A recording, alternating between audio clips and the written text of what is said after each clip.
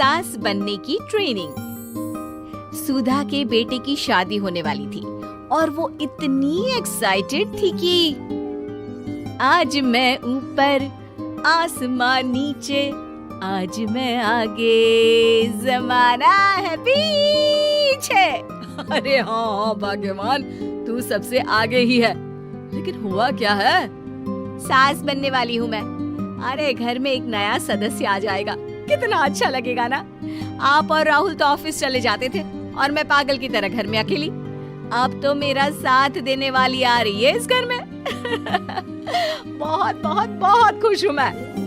ओहो ठीक है बेगम, लेकिन अपनी खुशी को लगाम लगा कर रखो। क्या पता कैसी आए, तुम्हारा साथ देने वाली आए या फिर ऐसी आ जाए जो तुम्हारी शक्ल देखना भी पसंद ना करती हो। ऐसा क्यों बोल रहे हैं जी? शुभ नहीं बोल सकते तो अशुभ तो ना बोले। अच्छा जल्दी से तैयार हो जाओ, चांदनी चौक जाना है शादी की शॉपिंग के लिए।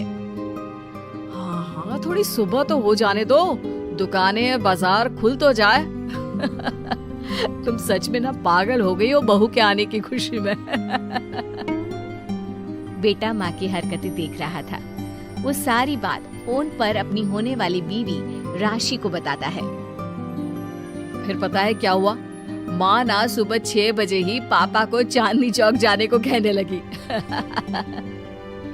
दूसरी तरफ राशि कहती है, अरे वाह, ये तो बहुत अच्छी बात है ना। सास इतना सोचने वाली मिल रही है, और क्या चाहिए। मैंने भी सोचा है मम्मी जी के साथ बहुत प्यार से रहूंगी, उनका ख्याल रखूंगी और प्यार करूंगी। राहुल भी खुश था। लेकिन बाजार में सुधा जी और उनके पति को एक अजीब सी दुकान दिखती है जिसके बाहर लिखा होता है, हमारे यहाँ सास बनने की ट्रेनिंग दी जाती है। ये देखिए जरा, लग रहा है आजकल के लोगों को कोई काम नहीं है। अरे सास बनने की भी ट्रेनिंग होती है क्या? दुकान के सामने एक पिंजरा था, उसमें एक तोता बंद था। सुधा की बात सुनकर तोता बोल पड़ता है, अरे नादान औरत, अगर सास सही तो पूरा घर सही रहता है, परिवार बंधा रहता है और आने वाली जनरेशन संस्कारी होती है। लेकिन तू क्या समझेगी? जा जा आगे जा।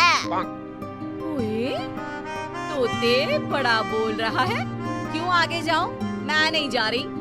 देखा देखा, तेरे जैसी औरत को तो सास बनने की ट्रेनिंग लेनी ही चाहिए। निकाल 1000 रुपए और जान दर, नहीं तो पूरी जिंदगी रोती रहेगी। सुधा को तोते की बात में दम लगता है। ए जी, निकालो ना जरा 1000 रुपए। अरे पागल हो क्या? जानवर की बात में आ रही हो? इस पागल आदमी की सुन रही हो, जिसे ये भी नहीं पता कि तोता जानवर नहीं पक्षी होता है। चलो निकालो 1000 रुपये और अंदर जाकर सास के रूप में जीवन को सफल कर लो। हाँ जी, बात तो ये सही बोल रहा है। कहाँ मैं आपकी बात में आ रही हूँ? मैं तो अंदर जा रही हूँ, 1000 रुपये दीजिए। पति क्या करता, बीवी की आज्ञा सर आंखों पर। लेकिन जैसे ही सुधा अंदर जाती है, सामने कई औरतें पहले से ही बैठी होती हैं। मेरी पहली बहू के वक्त मैंने इतना नहीं सोचा था, और आज वो मेरे सर पर चढ़कर नाचती है। गुरुजी, कोई उपाय बताए। तभी गुरु की नजर सुधा पर पड़ती है और वो आंखें बंद कर लेता है। तू पहले भी मेरी दुकान के सामने से होकर गई थी ना, तब क्यों नहीं आई? औरत जो कि गुरु के साथ मिली हुई थी। महाराज, तब पता नहीं था कि सच में सास बनने की भी ट्रेनिंग लेनी होती है। लगा था घर में कोई सदस्य आ रहा है जो सारा दिन मेरे साथ रहेगी, लेकिन ऐसा तो कुछ भी नहीं हुआ गुरुजी। चल फिर पैकेज लेकर 20,000 वाला कल से आ जाना। जी महाराज, गुरुजी की जय हो। वो औरत भी सुधा को देखती है और कहती है, सही जगह आई हो बहन। 10-20 हजार का मुंह नहीं देखना भाई, बस घर बस जाए तो सोचो गंगा नहा ली। बहुत कमा लेंगे अगर परिवार एक रहा, नहीं तो बुढ़ापा वृद्धाश्रम में बिताओ। सुधा डर जाती है। वो गुरु के पास जाती है और उन्हें पैसे देती है। देखो, एक मंत्र गांठ बांध लो कि कभी भी बहू को बेटी ना समझना।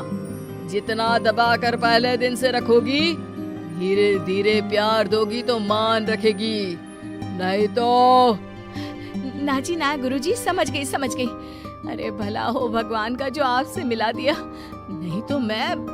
हाँ, आगे बढ़ते जाए, पीछे और भी लोग हैं, सबको मौका दे।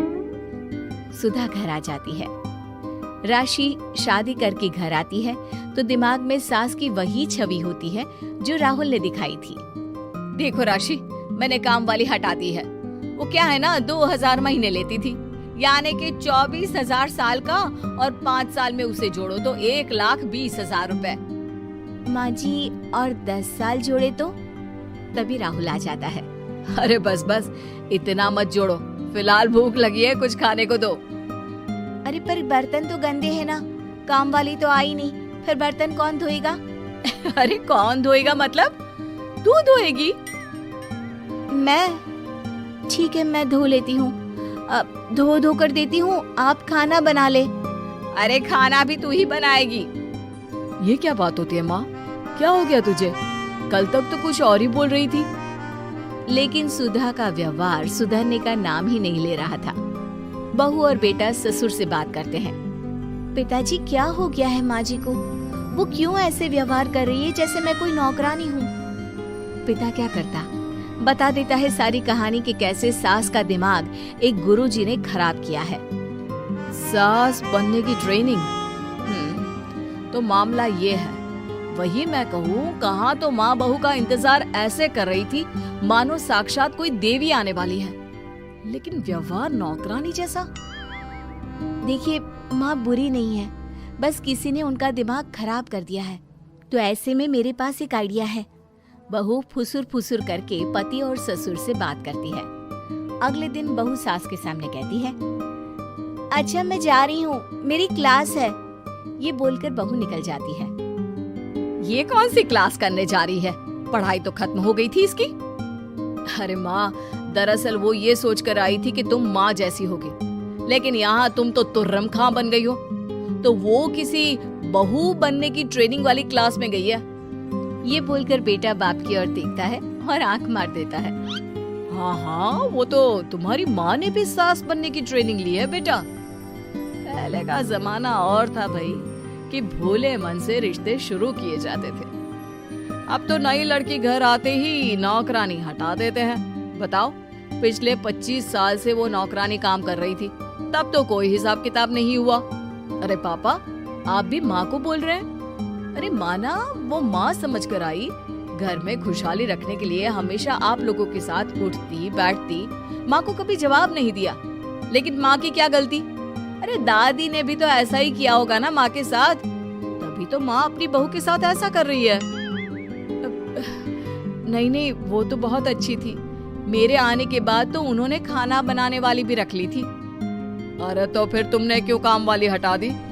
किसी के कहने पर अपना घर खराब कर रही हो तुम सुधा। अब बहू भी गई है ट्रेनिंग लेने, पता नहीं क्या सीख कर आएगी। नहीं, मैं अभी जाकर उसे ले आती हूँ। तभी बहू वहाँ पर आ जाती है। नहीं माँ जी, मैं कहीं नहीं गई थी, मैं तो सिर्फ आपके लिए ये नई साड़ी लेने गई थी। अब तो सब ठीक है ना?